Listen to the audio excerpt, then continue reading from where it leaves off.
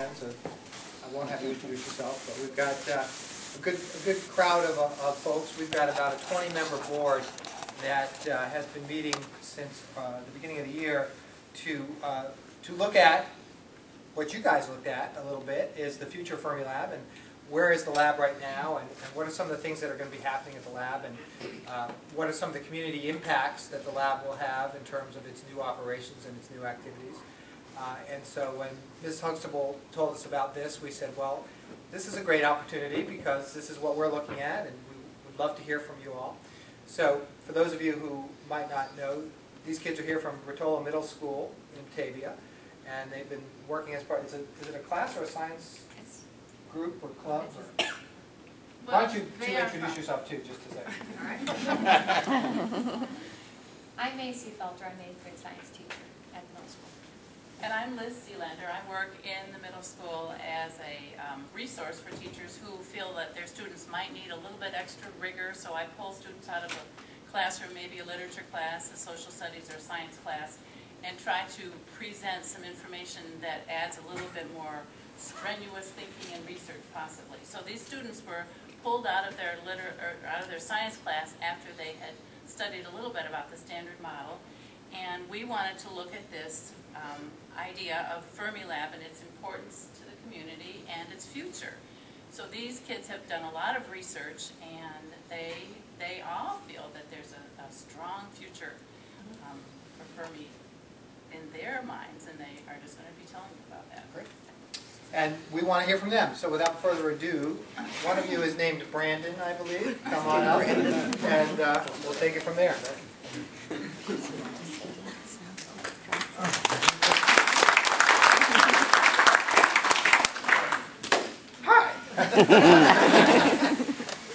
Welcome to our presentation. Thank you for letting us present to you. We are a group of students that have been pulled out of our regular science class, just as our teachers said, to make a presentation for you. And we will be explaining why Fermi Labs is important to us in our lives and in the community. And without further ado, here's Sarah. Sarah. Hi, I'm Sarah Etak.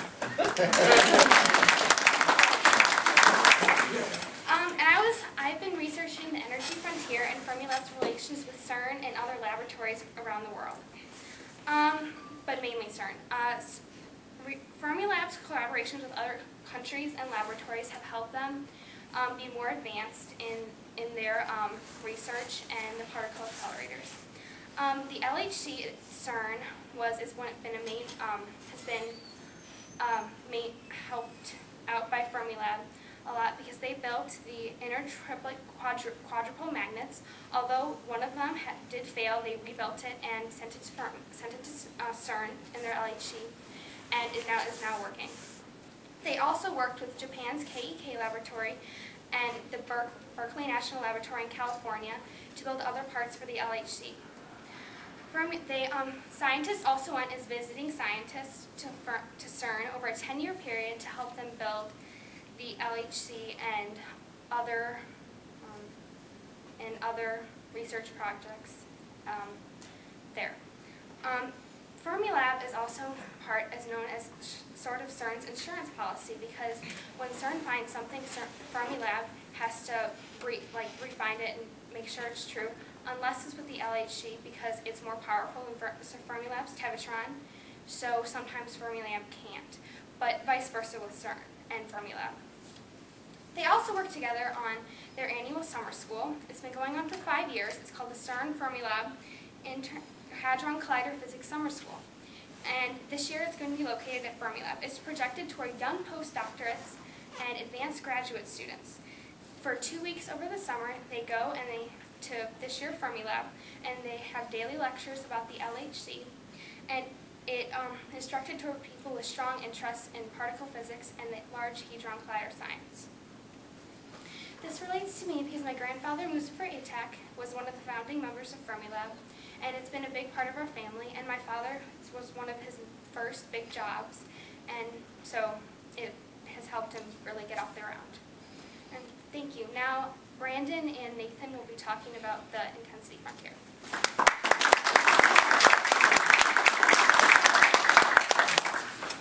All right, I've seen it before. Baby, this is Nathan. So, we are doing our presentation on the intensity frontier at Fermi Lab. And specifically, we're going to talk mainly about neutrinos during this presentation.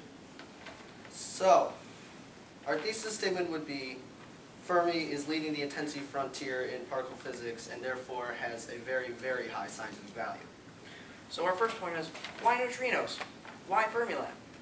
Well, neutrinos are called the ghost particle.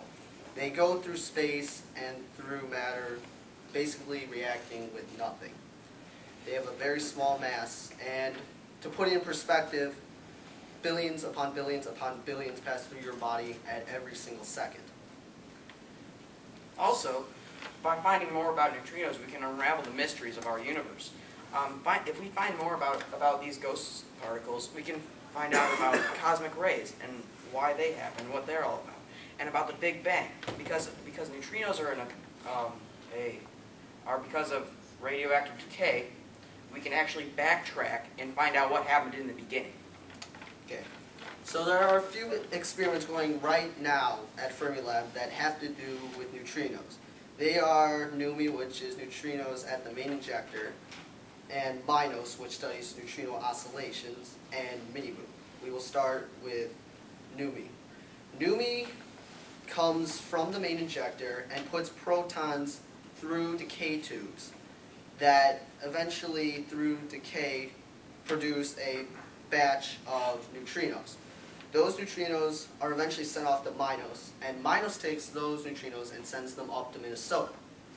Now, you might be wondering why we send up these small particles to Minnesota. That is because scientists are trying to study why neutrinos change flavors, as they say. For instance, they can change from electron neutrinos to muon neutrinos and back over certain periods of time. So, MiniBOOM, is an on-site neutrino experiment at Fermi Lab. What MiniBOOM is actually a huge vat filled with mineral oil and photomultiplier tubes. When neutrinos pass through this vat, they emit Cherenkov radiation. You might be wondering what Cherenkov radiation is. Well, when light passes through matter, it slows down, like through water or air. And neutrinos are going almost the speed of light. So when light passes through this mineral oil, it slows down to the point where neutrinos at their near light speed can actually go faster than light. And that creates a light boom, just like a sonic boom when something passes the sound barrier. And that's Cherenkov radiation. And scientists, by studying this Cherenkov radiation, can find out how the neutrinos interact with the mineral oil. Yes, and they can also work back from there to see how the neutrinos interacted at certain points and what kinds of neutrinos they were. So there's another experiment that is in the research and development stage at Fermi Lab, and it's called MicroBOOM. It would be a plan similar to MiniBOOM, but not completely. It would be bigger than MiniBOOM, and it would measure the low-energy neutrino cross-sections. And it would also investigate any low-energy events that came from MiniBOOM. Another project in planning at Fermi Lab is the Long Baseline Neutrino Experiment. This is like-minded, except it sends neutrinos all the way to South Dakota instead of just to Minnesota. This trip is longer, and it is along the opinion of most scientists that longer is better in the terms of neutrino oscillation experiments. So this is just in the planning stage right now with planning teams in the research and development in effect right now. So it's in the future. So you might be wondering how this relates to us two here. Well, for me, I just like it because it brings about the basic idea of science, which is to explain the unknown. Because neutrinos are not very well known compared to protons and neutrons, it's very interesting to learn, as with most science, what is unknown. So it relates to me very closely to me because my dad's a carpenter, and if the Fermi Lab were to shut down, or the Temperaton were to shut down, and we would lose the lead in that intensity frontier, well, a lot of the scientists in Batavia would either move away or get new jobs. And that would lose my dad a lot of work. And my dad is the sole breadwinner of the family, so he brings in most of the income. And with that income, I get shoes and these bracelets and stuff like that. So it's really important to. So our next presenters are David, Irene, and Kyle with the Cosmic Frontier.